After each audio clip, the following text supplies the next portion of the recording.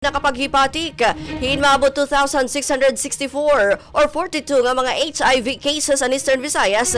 Tikang ini dito 1989 ngada April 2025. Sumala Department of Health Eastern Visayas Center for Health Development hamaong ngayap 669 nga kaso in HIV tikang young generations nga nag-edad 15 to 24 years old.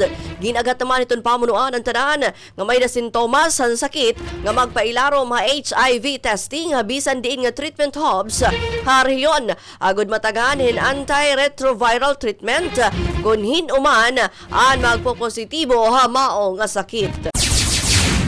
Nakakarawat hin cash gift ang 98 nga mga milestone age senior citizens sa Tacloban City.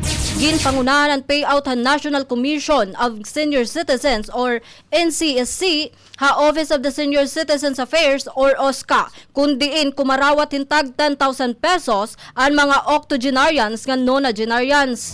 Ha 98 nga mga recipients, duha ang centenarians nga nagpakakarawat hintag 100,000 nga bulig-pinansyal ngano saan personal nga pumakadto payout venue pagkuhan cash gift. Samtang ang pamilya naman nag-claim parahan usa nga centenarian tungod nga tumalikod na iniha kadayunan san upaman ang panhatag.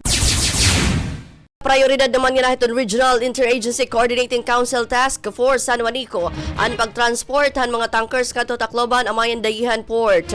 Sumala ha Office of the Civil Defense 8 panuyuhan pitad nga masiguro ang stable nga supply han lana ha probinsya ton Samar. Mababaruan nga magtikang iton libreng sakay program didahan June 18 maabot na 130 nga mga fuel tankers ang ginkarga para magpadayon han operasyon nga sukadman pagserbisyo ha mao nga probinsya. Narescue naman ngan talwas nga nahibalik ha CANCABATO Bay an usa nga Green Sea Turtle Han Fishery Law Enforcement Team o Fleet.